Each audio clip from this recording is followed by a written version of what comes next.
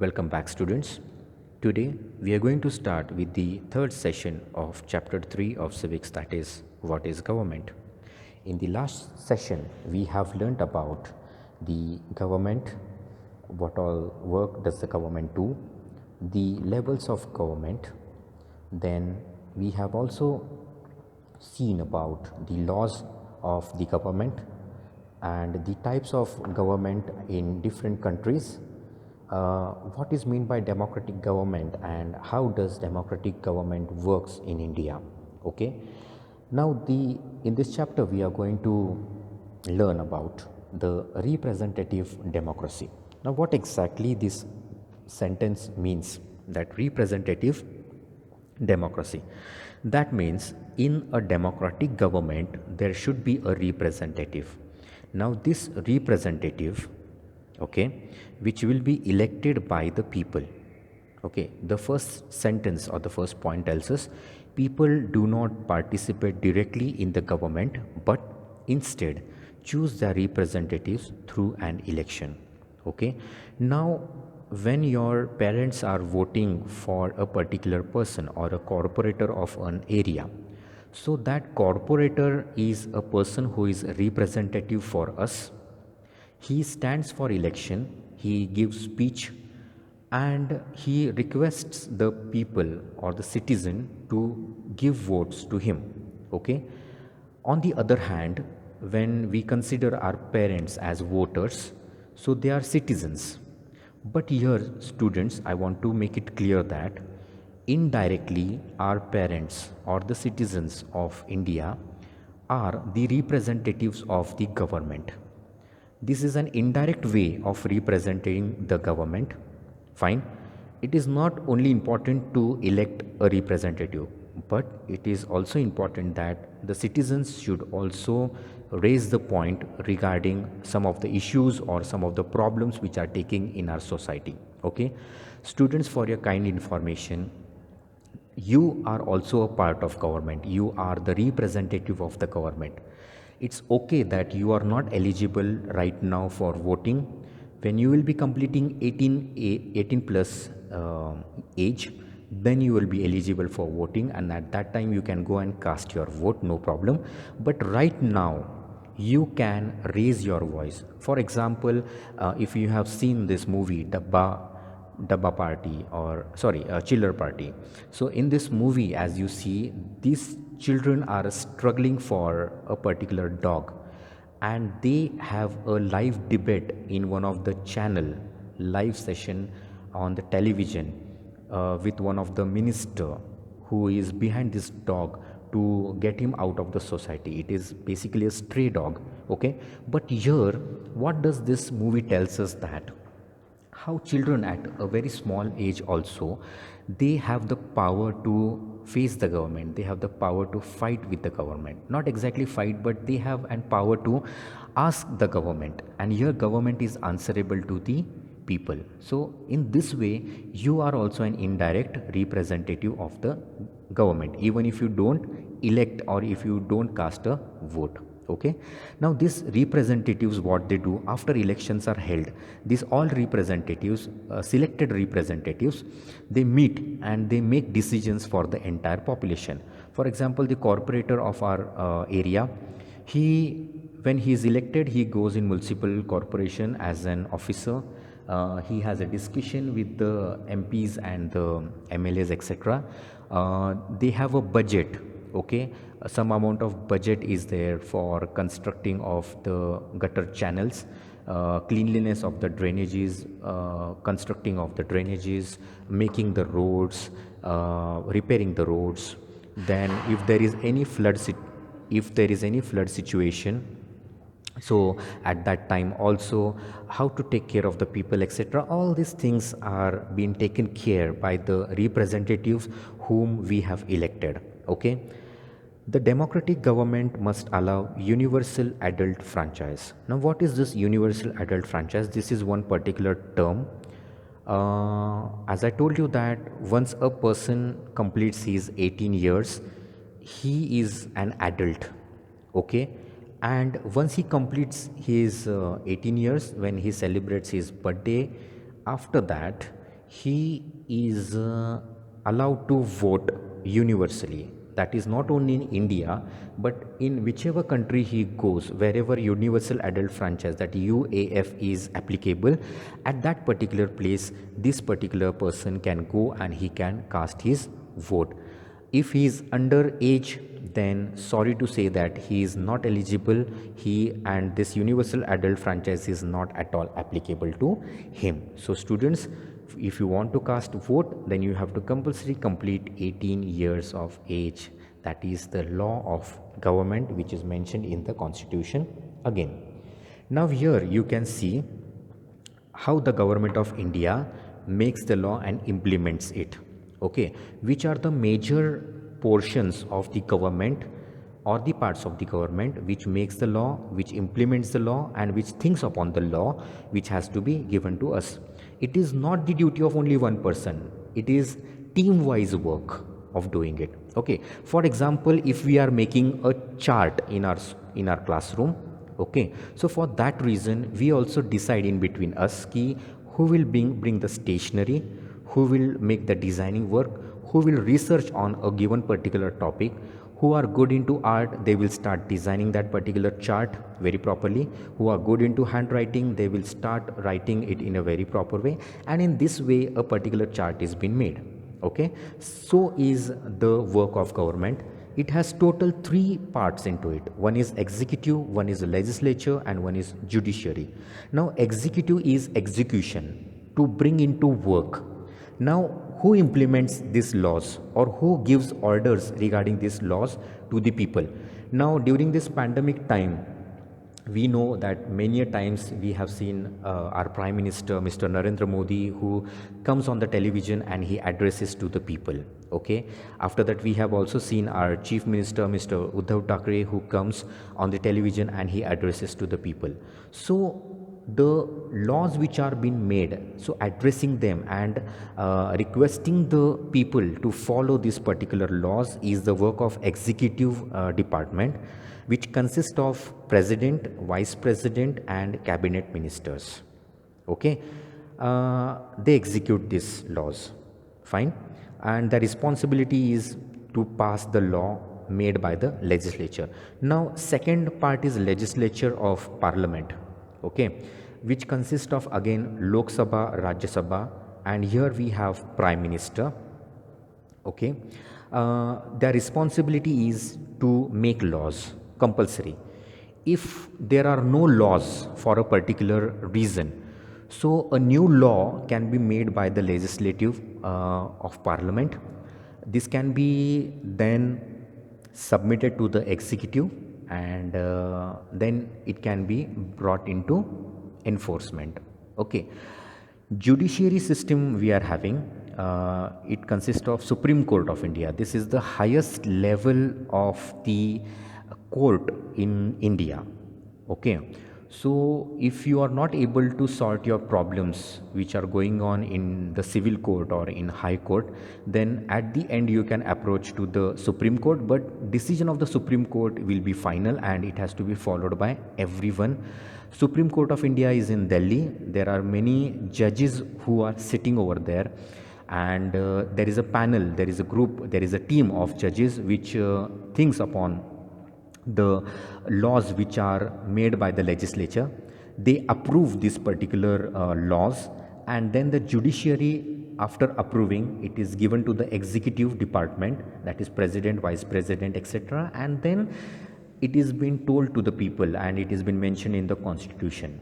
Okay, for example, in your classroom, if you make any sort of rule, okay, but if this rule is applicable for the teacher and to you both, okay, only you making the rule is not important.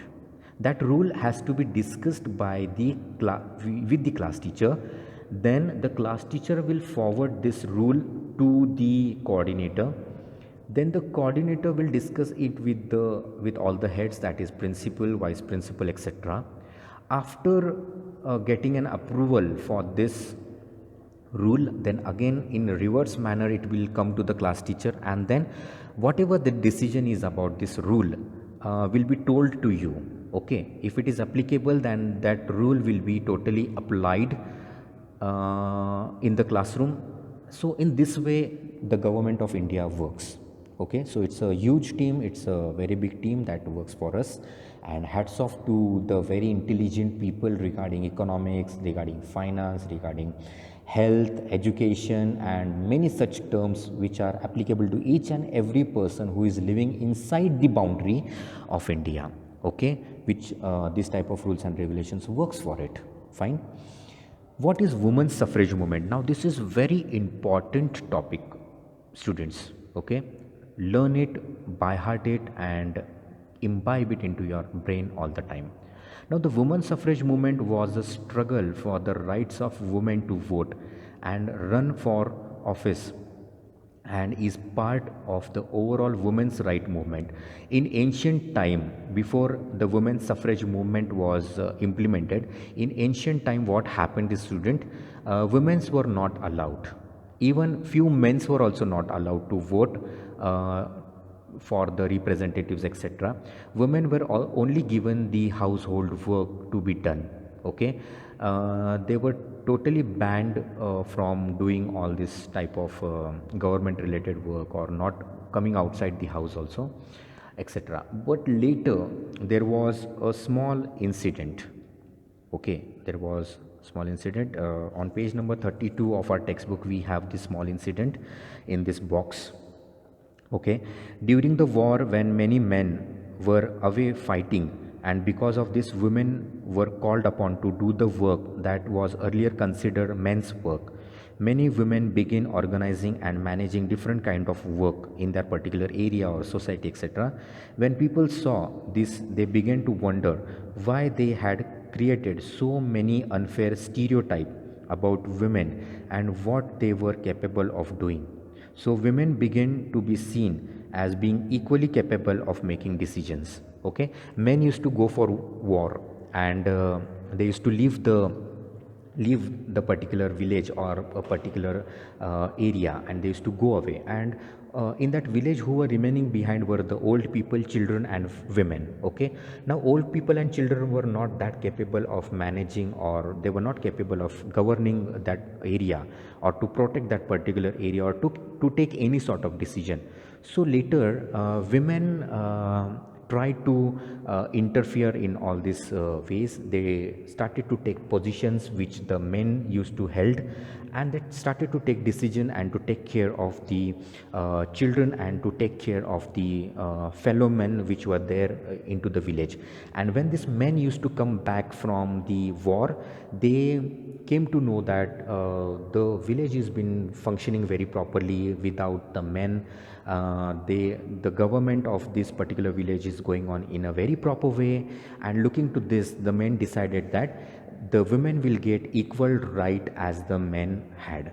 Okay, and slowly and steadily the role of women started changing. That means from household work, this work of different governments, this work of different types of setting the rules and regulations, this work of different type of making laws, etc., was totally given to the women. And here you can see one example of India, that is Madras, Chennai, current Chennai, was the first state, okay, to grant women's suffrage in 1921, but only to those men and women who own land property according to the British administration's record.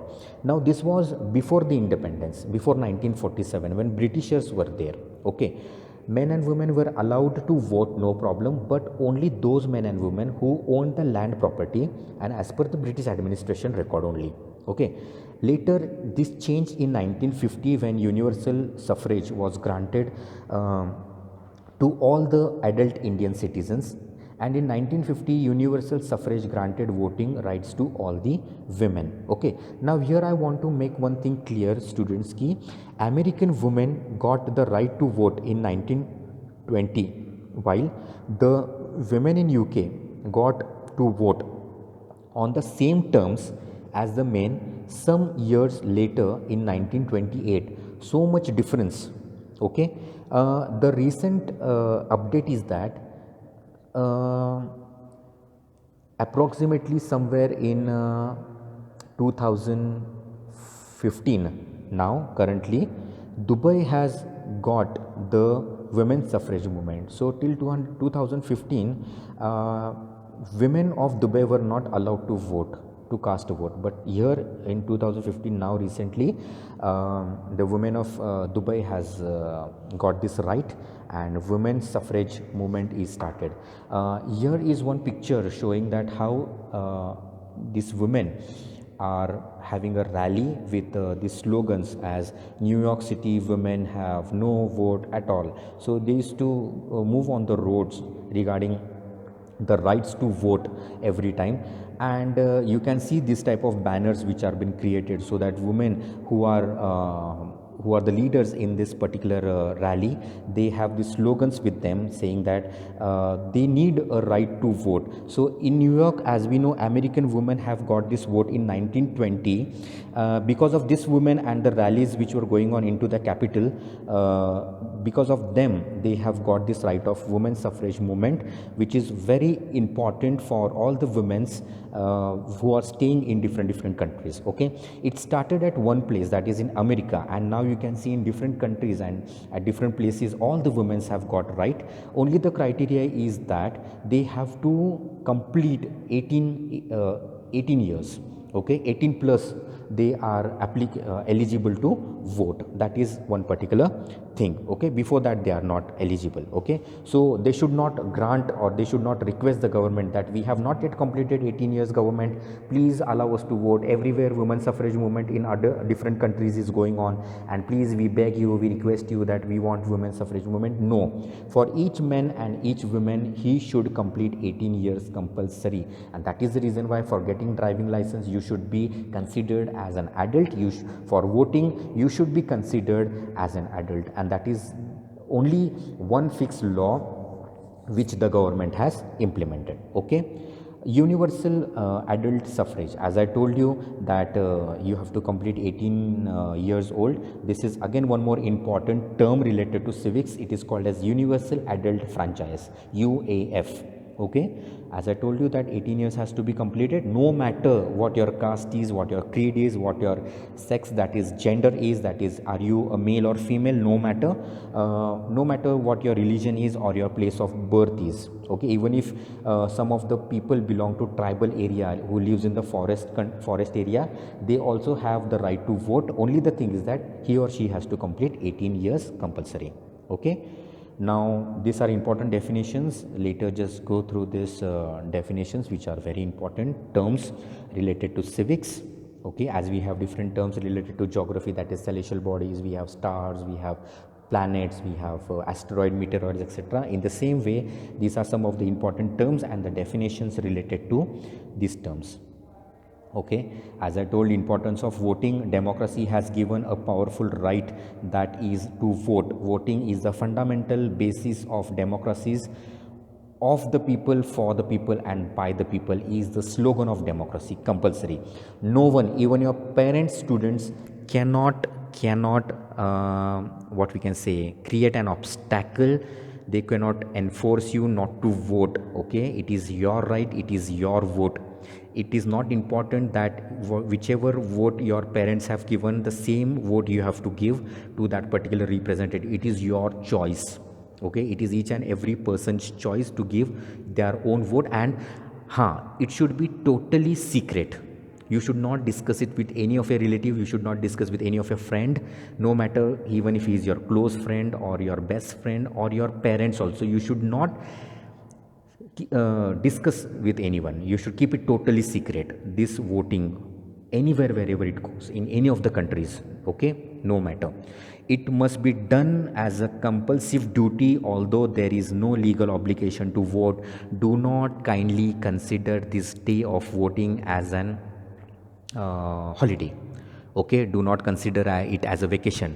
Do not go outside and roam around. Okay, you can go out, no problem, but first thing is you cast your vote compulsory. There is limited timing for voting casting a vote, etc., and then you can go anywhere you want, but very important is giving the vote. Okay, these are some of the things which we have discussed. Every single vote is very significant.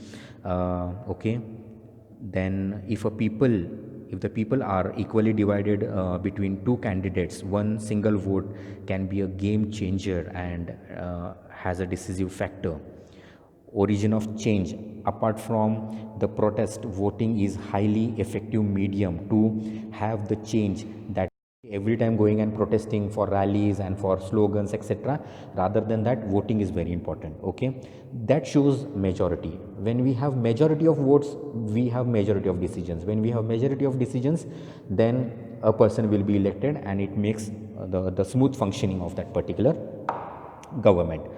Our nation has already witnessed how a non-performing government gets dethroned by spirit of wanting a change. Okay, there is one more decision what the government has taken, that we can have nota is nothing but non-choosing of any representative. There is a button on the ballot box.